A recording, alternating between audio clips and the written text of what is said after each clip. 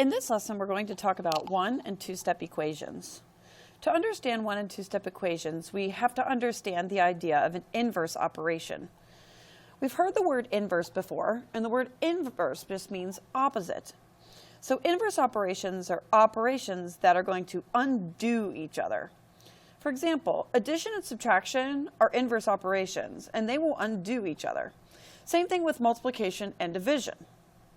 Now, let's go ahead and talk about an equation. So, first of all, an equation is very different than an expression. An equation has an equal sign, where an expression does not. So, let's look at these four equations here, and let's talk about what we're going to do first. Now, we're not going to solve these equations. All we're going to do is figure out what we're going to do first, and what's our first step. So, the first equation says y plus 9 is equal to negative 12.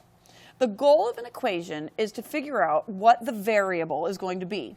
The variable is the letter, and I always like to start my problems by putting a little box around the variable in the equation, because that's telling me that's my goal, is to figure out what that is. Now, we want to figure out the number that's standing next to the variable, or that's on the same side as the variable. And you can see that in our case is going to be positive 9. So the goal is to get rid of or eliminate the positive 9. And the way that we're going to do that is we're going to use our inverse operations. So the inverse operation that will undo addition is going to be subtraction. So what we're going to do is we're going to subtract that number.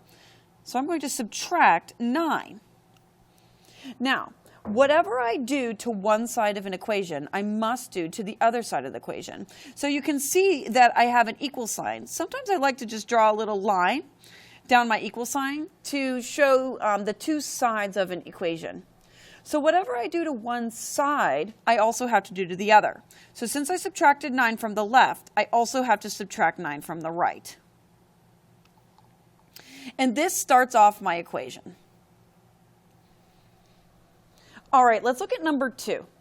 All we're trying to do is figure out what we're going to do first. So I'm just going to go ahead and put a box around my variable, because that's the goal, is to figure out what x is.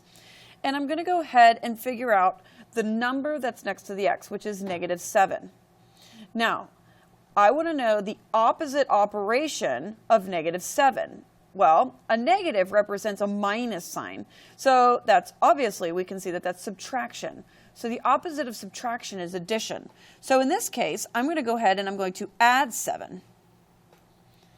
And I'm going to go ahead and draw that line down my equal sign. And whatever I do to the left, I also have to do to the right. That sets up my equation. Now, let's just go ahead and look at these two examples for just a moment now. Now, I don't necessarily want to finish solving these, but I want to show you what the subtracting 9 and the adding 7 is doing. By doing that, we are going to eliminate that piece of information on the left-hand side, because we have already learned about the additive inverse property. When you add inverses, they eliminate. So I'm going to go ahead and take positive 9 minus negative 9. That's going to give me 0. So it's actually going to cancel out. That's the goal. You want to eliminate whatever's on that side. Same thing with the next one. Negative 7 plus 7 is also going to give us 0. All right, let's look at 2 more. Again, we're not solving right now. We're just figuring out what to do first. Here we have x divided by 6 equals 5. I'm going to go ahead and I'm going to put a little box around my x, and I'm going to go ahead and draw my line down my equal sign. Now you can see that x is being divided by 6. So to eliminate the 6, I have to do its inverse operation. And in this case, it's going to be multiplication. So what I'm going to do is I'm going to multiply both sides of my equation by the number that's next to the x, or on the same side as the x, which is 6. So I'm going to go ahead and multiply by 6. Whatever I do to one side, I have to do to the other. Now, what's going to happen now is a very unique property. It's called the multiplicative inverse property. And what's going to happen is the 6 and the 6 are going to cancel out. And that was the goal, is to eliminate those two numbers. All right, let's look at the next one. 4x equals 12. So I'm going to go ahead and put a box around my variable, and I'm going to draw a line down my equal sign. Now, we can see that 4 and x, when they stand next to each other like this, that means they're being multiplied by one another. So we want to do the opposite operation of multiplication, or its inverse operation, which is going to be division. So we're going to go ahead and we're going to indicate division by indicating this little line like this. We don't want to use the little symbol division like this anymore. That kind of goes away in elementary school or moving into middle school. So we want to use the actual fraction bar as division. So I'm going to go ahead and divide by that number that I'm trying to eliminate, which is 4. When I do that, this is really unique. On the left-hand side, you can see that I have 4 divided by 4. And so what's going to happen is those 4s are going to cancel each other out. All right, now that we've talked about the first step in an equation, let's go ahead and solve some. Let's just go ahead and begin with one-step equations. A one-step equation is an equation that it only takes one step to solve. So let's go ahead and set it up just like we did before. I'm going to begin by putting a box around my variable, or a circle, or something to indicate that that is what you're solving for. And I'm also going to go ahead and put a line down my equal sign. All right, the number that is, I like to sometimes say bothering the variable, or it's on the same side as the variable, is positive 9. So to eliminate positive 9, I have to figure out its inverse operation, which is subtraction. So I'm going to go ahead and subtract whatever number that is. And in our case, it's going to be 9. Now, I have to figure out, or whatever I do to one side of an equation, I have to do to the other side. So I'm going to go ahead and subtract 9 from the other side. Then I'm going to draw this line right here. That line means equal. Now I'm going to go ahead and solve. You can see on the left-hand side, I have a y. So I'm just going to go ahead and bring the y down because I'm not doing anything with it right now. And you can see that by my additive inverse property, positive 9 minus 9 is actually going to go away. They're going to cancel out and equal 0. Now, I don't need to write down 0. I can just leave it as is. I'm going to bring the equal sign. I'm going to bring it down. And now I'm going to do the right-hand side. Negative 12 minus 9. And we have to go back to our integer operations. So negative 12 minus 9 is going to equal negative 21. So the answer to this equation is going to be y is equal to negative 21. And I'm going to go ahead, and I always like to put a box around my answer. Now what that means is that negative 21 is the only number that I can substitute into this variable y to satisfy the equation. Satisfying the equation means that one side of the equation is equal to the other side. That's what makes equations very unique. There's only one answer that you can possibly have, unlike what we're going to talk about next unit, inequalities, which will have many answers. Let's try another one. Let's try a negative 10 equals x minus 7. Now you'll notice here that the variable is on the right-hand side of the equation, and that's perfectly fine. I'm still going to go ahead and set myself up by putting a box around my variable and drawing my line down my paper. Now, the number that's bothering the x is negative 7. So the opposite operation of that minus sign is going to be addition. So I'm going to add 7 to both sides. And I'm going to draw my equal sign. Now, I need to solve. The left side says negative 10 plus 7. So again, working with my integer operations, that's going to bring me up to negative 3. I'm going to carry down my equal sign. My x, I haven't added anything to the x, so I'm just going to bring him down. Negative 7 plus 7. Those are additive inverses of each other, so those are going to cancel out and make 0. So you can see now that I have negative 3 is equal to x. I always like to put the variable on the left-hand side, so I'm going to rewrite it as x is equal to negative 3. And of course, I'm going to go ahead and put a box around my answer. All right, let's go ahead and check number 3 now. Negative 3x is equal to 45. All right, I'm going to go ahead and start by putting a box around my variable and drawing my line down my paper, down the equal sign. And I'm going to ask myself, What is negative 3 and x? What is the operation between them? And when they're right next to each other like that, when you have a variable with a coefficient, that means multiplication. So the opposite operation of multiplication is division. So I'm going to go ahead and divide both sides of my equation by the number that is bothering the x. Notice how the number is a negative 3. So I'm going to divide both sides by negative 3.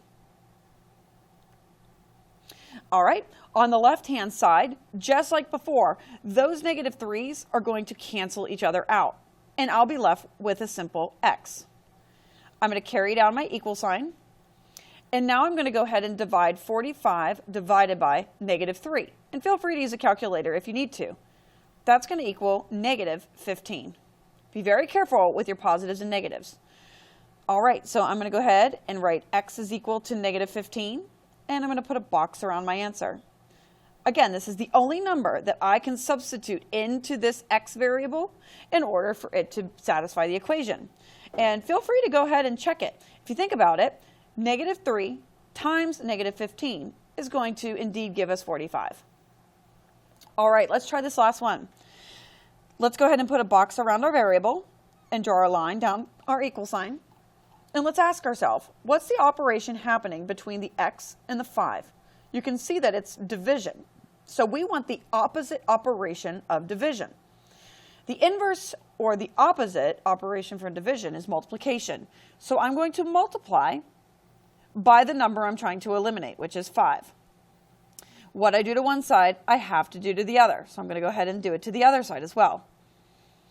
Remember, what happens is the 5 and the 5 cancel each other out, and I'm left with x all by itself. Negative 6 times 5 is going to give us negative 30. So my answer is going to be x is equal to negative 30. And I'm going to go ahead and put a box around my answer.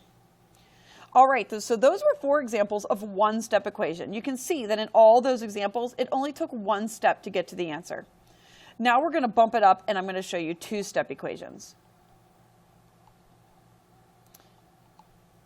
Now the only difference here between a 2-step and a 1-step is that a 2-step requires 2 steps to get to the answer. So let's go ahead and look at the first example. I'm going to begin the problem just like I did before. I'm going to go ahead and put a little box around the variable that I'm solving for. And I'm going to go ahead and draw a line down my paper at my equal sign. And that's going to separate both sides of my equation. Okay, this is the new piece. So this is the difference between the 1 and the 2-step. In this first example, I need to eliminate both the negative 4 and the 8. They both are bothering the x. But the question is, which one do I eliminate first? I always need to eliminate any number that's being added or subtracted on the side with the variable. So you can see that negative 4 or minus 4 is a subtraction.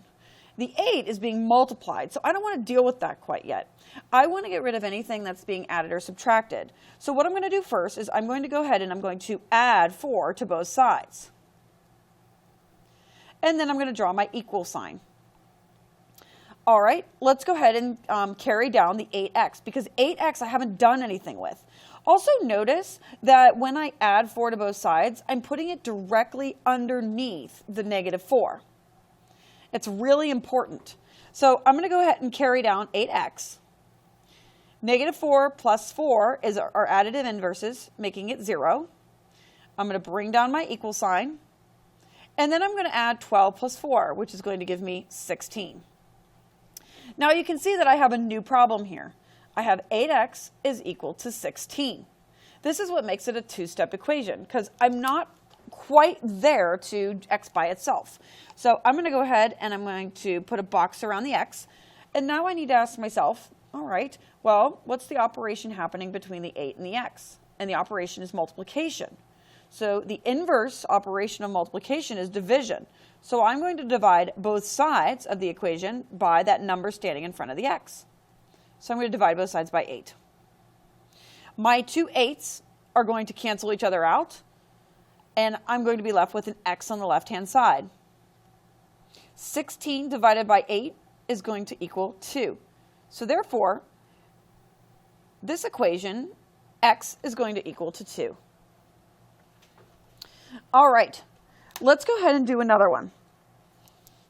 All right, this one I'm going to do the two steps in different colors so that you can see the two steps happening. I didn't do that in the first example, I apologize. So let's go ahead and I'm going to put a box around my variable and I'm going to go ahead and draw my line. I'm going to go ahead and I'm looking at the 6 minus 4. Now, you can't subtract 6 minus 4 because 4 is being multiplied by the x, and you can't do that. So I have to figure out, all right, which one am I going to eliminate first? 4 is being multiplied, so I need to eliminate the positive 6. And I know that it's positive because there's no other symbol in front of it. So I'm going to go ahead and I'm going to subtract 6 from both sides of my equation. Draw my line. All right, 6 minus 6 is going to cancel out, and I'm left with, you can see what's left over is negative 4x. Bring down my equal sign, and then 42 minus 6. That's going to equal 36. All right, now that is one step. I'm going to go ahead and grab a different color now. I'm going to grab green, and I'm going to do my second step. I'm going to box my variable. And I need to ask myself, who's bothering him? Well, negative 4 is, and they're being multiplied. So I need to do the opposite operation, which is division. So I'm going to divide both sides by that number that's bothering the x. So those negative 4s are going to cancel out, and I'm going to be left with x is equal to negative 9. So hopefully there you're able to see those two different steps in those two different colors there. So I'll switch back to blue. And let's try another one. All right, 13 equals 3 plus 5x. So I'm going to go ahead and start by putting a box around the variable, draw the line. And I need to distinguish between the 3 and the 5. And you can see that the 5 is attached to the x, so you can't eliminate him. And you can't add 3 plus 5. It doesn't work that way. They're not like terms. So I'm going to eliminate the 3 first. Since it's a positive 3, I'm going to subtract 3 from both sides. And then I'm going to go ahead and simplify. 13 minus 3 gives me 10 on the left-hand side. Bring down the equal sign. 3 minus 3, additive inverses, give me 0. And then I'm going to carry down my positive 5x. All right, that's step 1. So I'm going to go ahead and grab my green pen now. And I'm going to go ahead and box my variable, continue my line. Now, 5 is bothering the x. He's being multiplied. So I'm going to go ahead and divide both sides by that number 5 because I want to eliminate the 5. 5 and 5 cancel out. 10 divided by 5 is 2. So 2 is equal to x. And again, like we talked about earlier, I always like to put the variable on the left-hand side. So x is equal to 2. And put a box around your answer. All right, let's try one more. This is a hard one now. I'm going to go ahead and start by putting a box around my variable. Now, the variable is just the letter. It does not include the negative symbol out front. And I'm going to go ahead and draw my line down my page. So, who's bothering the x? Well, negative 1, who's standing right in front of the x, he's bothering him, and also positive 4. And we know that we want to get rid of anything adding and subtracting first. So I'm going to go ahead and subtract 4 from both sides of my equal sign. Negative 3 minus 4 is going to leave me with negative 7 equals. Now, be careful here. I have a negative 1x or negative x. I'm going to go ahead and write it as negative 1x. And then positive 4 minus 4 is going to be 0. That's step 1, but I'm not quite done yet. I have to eliminate the negative 1. So they're being multiplied now, so I'm going to go ahead and divide both sides by negative 1. Negative 7 divided by negative 1 is going to give me 7 equals, my negative 1's cancel out, and I'm left with x. So x is equal to 7 is going to be the solution to my equation. All right, I have 2 more examples here for you of two-step equations, and they're kind of unique ones. So the first one here, you can see x plus negative 7 is equal to negative 77. Now, we've talked about this before, but anytime that we have a negative and a positive next to each other, that's always going to turn into a minus sign. So I'm going to rewrite this as x minus 7 is equal to negative 77. That makes it much easier to work with now. Now let's go ahead and solve. I have a negative 7, so I'm going to go ahead and I'm going to do my opposite operation, which is adding. And I'm going to go ahead and solve it. X My negative 7 plus 7 cancel out. And negative 77 plus 7 is going to give me negative 70. So my answer is going to be x is equal to negative 70.